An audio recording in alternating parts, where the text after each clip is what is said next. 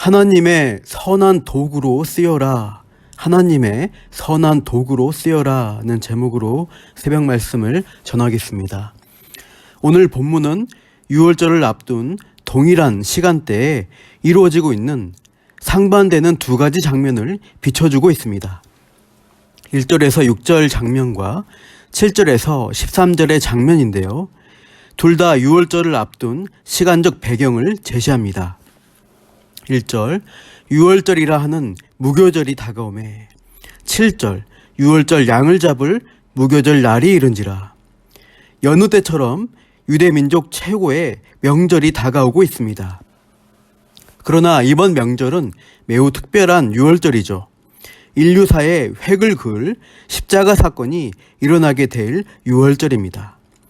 그런데 이 특별한 유월절을 앞두고 대조적인 인간 군상의 모습들을 오늘 본문에서 찾아보게 됩니다. 2절에 나오는 대제사장들과 서기관들이 행하는 일과 8절에 나오는 예수님과 베드로, 요한이 행하는 일이 크게 대조가 됩니다.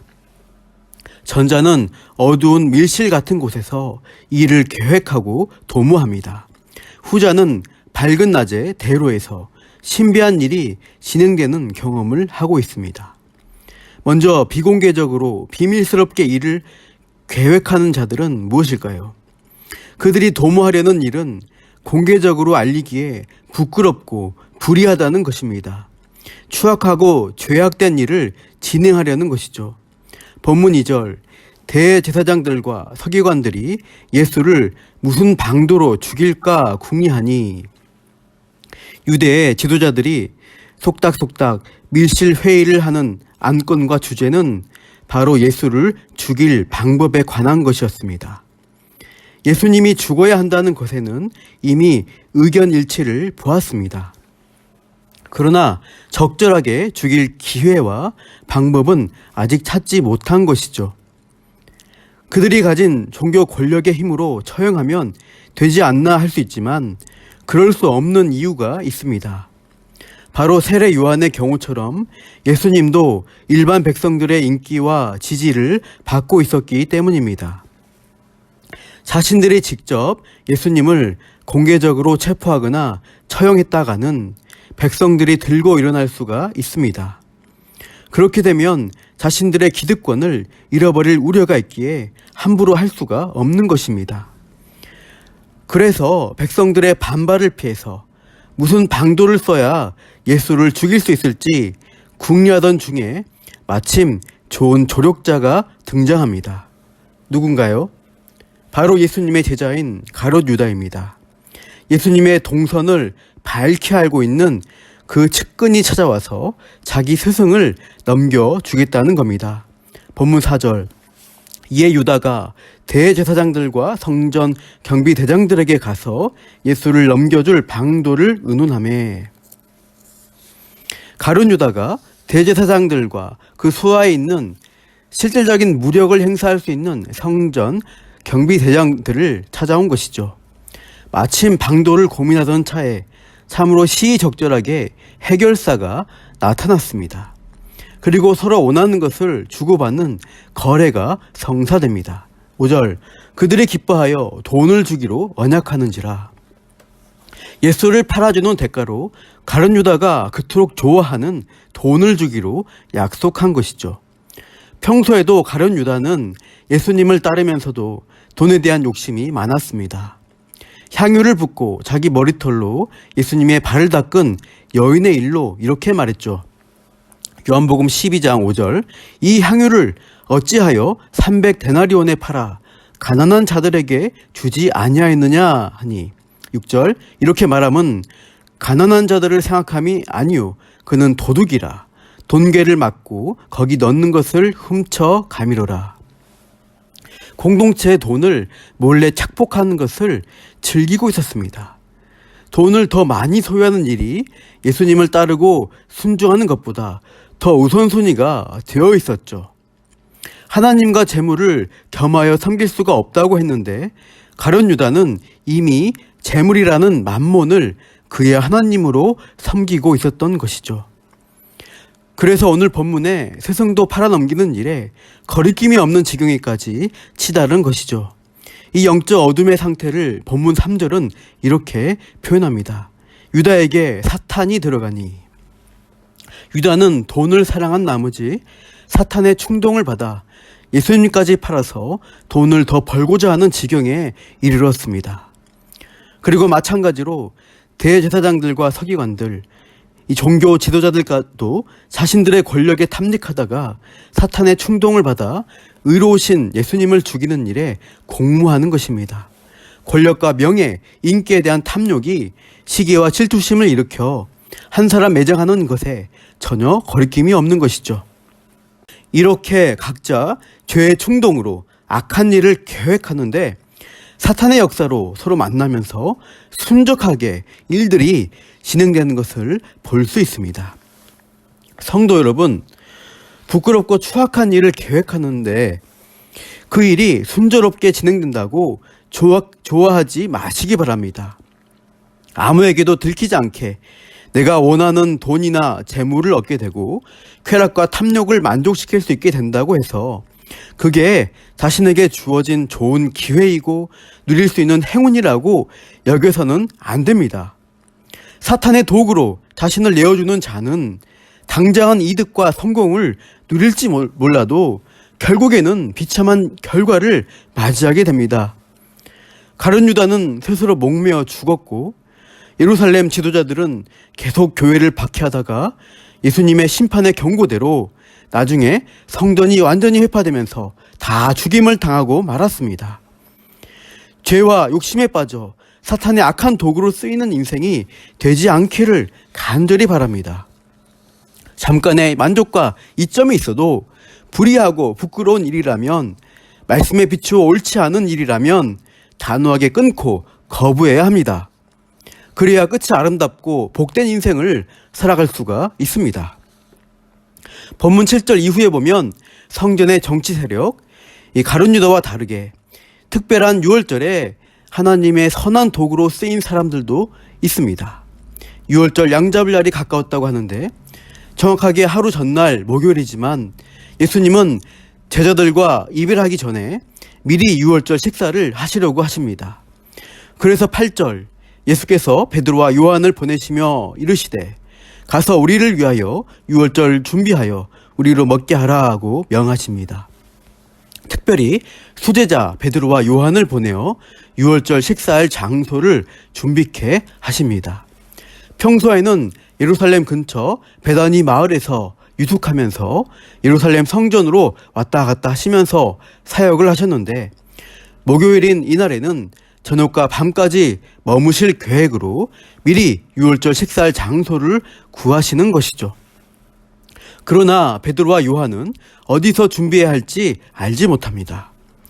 유대 최대 명절 기간에 외지인이 예루살렘 안에서 정식으로 식사할 장소를 확보하는 게 쉽지는 않은 것입니다.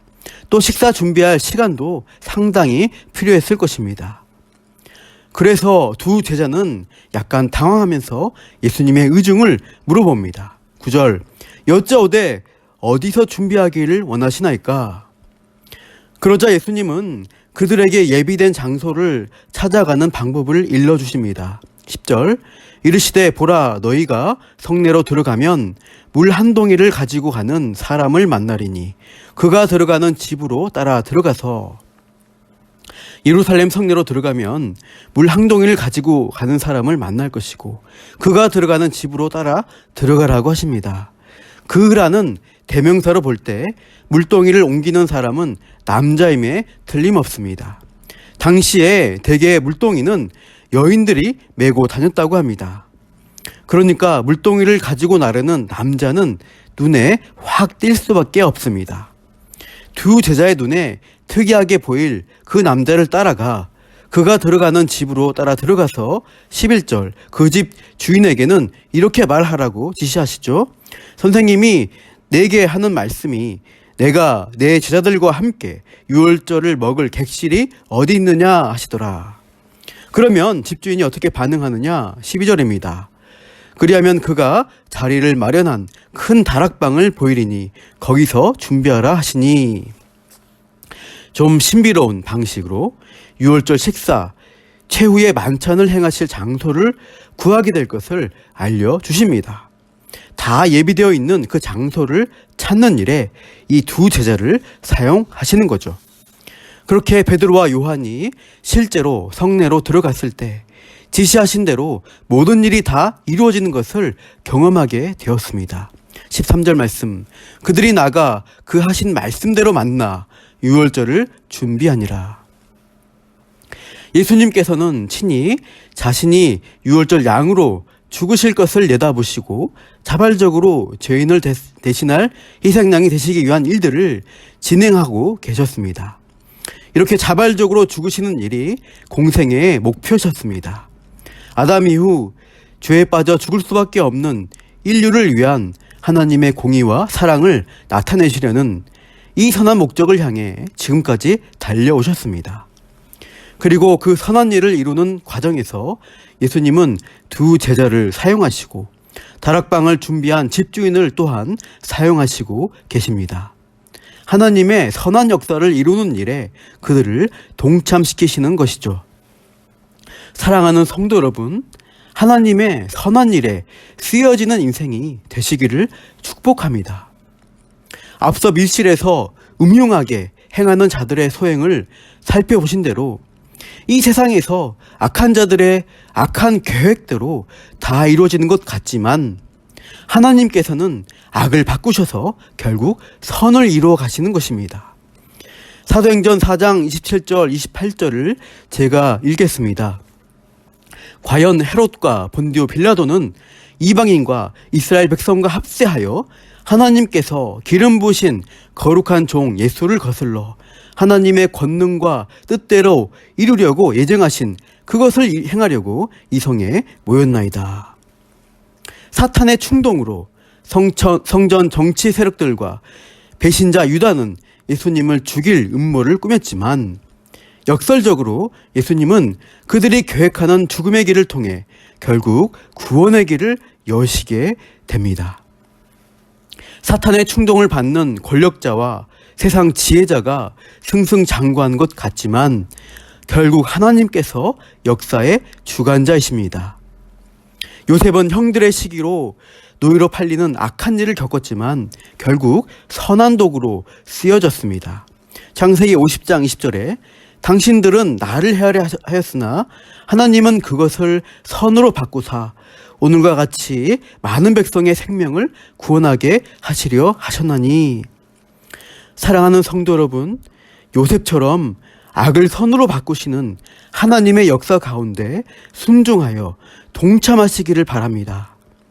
우리가 이 땅을 살아가면서 사탄의 충동질을 받아 욕심을 채우려고 뒤로 숨어서 추악한 악을 도모하는 인생으로 살 것인가?